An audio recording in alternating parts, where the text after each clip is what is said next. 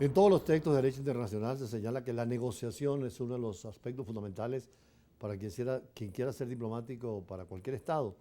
No solamente a nivel interno exige la negociación entre las partes que componen una nacionalidad, sino en el sistema internacional, en los debates, en los conflictos. Por ejemplo, en el caso nuestro con el Esequibo, donde hay un acuerdo de Ginebra y donde precisamente llama a la negociación. Naciones Unidas establece una serie de criterios escalonados para llegar a la Corte antes agotando los procesos de negociación. Sí, bueno, hablamos de eso un poco fuera de cámara, que antes de ir entonces a la Corte Internacional hay unos pasos que, bueno, que el buen oficiante, posteriormente todo este tema bueno, de un proceso de negociación directa, de un proceso de investigación, creo que son pasos que se colocan a beneficio de las partes para que busquen entonces entre ellas generar el mejor acuerdo posible. Uno de los grandes bueno, críticas o observaciones es que, dado que el buen oficiante nunca se avanzó efectivamente con los buenos oficiantes, nunca se solicitó cambiar esa imagen del buen oficiante, bueno, a las otras alternativas que nos permiten las Naciones Unidas, como la negociación directa. Entonces, bueno, hoy en día estamos ya ante la Corte Internacional de Justicia y hay un tema importante. Para que haya una negociación, las dos partes tienen que reconocerse. Para que haya una negociación, las dos partes tienen que mostrar interés en participar en ella. Y uno de los grandes problemas ahora es que Guyana dijo que no tiene, y vimos estos días recientemente en el Parlamento guyanés todo un debate sobre el tema, cuya conclusión fue de que ellos no tienen nada que negociar directamente con el gobierno venezolano, sino es a través de la Corte Internacional de Justicia. Claro, hay un acuerdo que es el de Ginebra, que firmó Guyana y la firmó Gran Bretaña, donde obliga precisamente una solución negociada entre las partes, Claro, de mutuo beneficio. claro, pero creo que a este acuerdo negociado no se le dio la fuerza que era, es decir, no se le dio la negociación, la importancia que era, de forma activa, embajador, porque el tema es que no podemos sentarnos a negociar hoy y durar un año sin negociar, porque las realidades cambian, porque los intereses cambian y porque eso al final va agotando la relación. De hecho, el protocolo de Puerto España fue paralizar toda negociación durante 12 años. Sí. Y vemos que eso, uno de los grandes riesgos de eso, es que mientras las partes no estén negociando y perciban de que la negociación no les beneficia, entonces se van a ver más tentados a ejecutar su alternativa en un acuerdo. Bueno, y que finalmente fue lo que hizo Guyana al ir entonces a la Corte Internacional. Siente de que esa alternativa de no negociación es la que más puede garantizar la satisfacción única y exclusiva de sus intereses. Bueno, hay toda una historia de la diplomacia venezolana en cuanto a la Sí, Guayana Esequiba. Todos los gobiernos permanentemente han insistido en el sí, derecho de Venezuela sobre el territorio, que fue un robo prácticamente del imperio inglés, igual sí, que las Malvinas o en el caso de Belice en Guatemala, y que tiene que resolverse.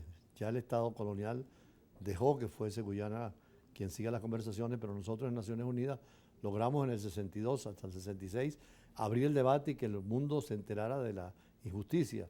sí. Claro, hay que tener negociadores en todos los seres, ya sea en la parte jurisdiccional, pero también en la parte política o diplomática. Claro, y creo que aquí, hablando de la parte diplomática, bueno, es importante ese ejercicio de la diplomacia y de cuál debe ser la postura, bueno, incluso de aquellos países que están haciendo inversión en Venezuela.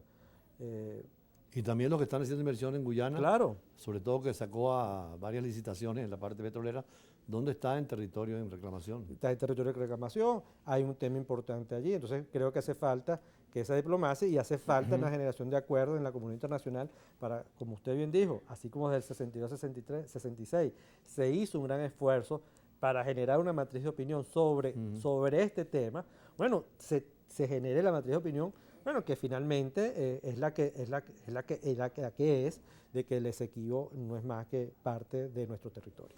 Ahora, en materia ya de academia, ustedes tienen experiencia y tienen cursos de negociación. que además son válidos no solamente para la esfera pública, sino también he visto en algunos de los seminarios que tú has ido en la empresa privada, Sí. cómo negociar entre patronos y obreros y entre ellos mismos. Sí, una de las firmas de las cuales soy director, que es Cambridge International Consulting, trabajamos directamente entonces con la Universidad de Harvard, con profesores del programa de negociación de la Universidad de Harvard en temas de negociación. Entonces, 2 veces al año hacemos unos eventos, unos workshops de negociación con profesores muy reconocidos como Gary Oren, el profesor Menukin y otros tantos, en los cuales, bueno, vamos desde temas de cómo la construcción de valor, negociación entonces en negociaciones complejas y negociaciones cuando hay múltiples actores, negociaciones también en donde cómo trabajar la relación y la comunicación cuando hay conflicto directo entre las partes antes de sentarse a negociar. Entonces, bueno, la idea es dotar a los participantes, bueno, de las mejores prácticas en estos temas de negociación y que sea de más utilidad. Y en Venezuela, bueno, hemos trabajado con empresas petroleras, con empresas energéticas, con empresas de extracción, en campo minero también, empresas de producción energética como en su oportunidad Edelca, posteriormente Corpoelec, y en otras tantas, en temas de negociación, porque un tema importante es que un ambiente tan complejo como el venezolano para el empresario, es que tiene que entender de que tiene que negociar no solamente con sus clientes, es que sus clientes, desde el punto de vista comercial, pasan también por ver, o la continuidad operativa pasa por la necesidad de negociar con actores del entorno y conocerlos y saber cómo y construir relaciones con ellos para tener negociaciones efectivas, que van desde alcaldías, órganos de regulación en materia laboral, en materia de seguridad laboral, por supuesto con gobernaciones, consejos comunales. Claro. Entonces creo que hay un conjunto de elementos alrededor de cada una de las empresas, industrias en Venezuela, en los cuales la negociación es fundamental para garantizar la continuidad operativa de estas. Vamos a un corte y seguimos conversando con Igor Cotto, sobre todo vamos a comenzar el siguiente diálogo, el elemento cultural en las negociaciones que es tan importante, porque como decía algún autor italiano, no hay texto sin contexto y es importante para un negociador tener la parte cultural. El caso de Guyana y Venezuela son dos esquemas culturales muy distintos. Sí. Ya regresamos con Igor Cotto.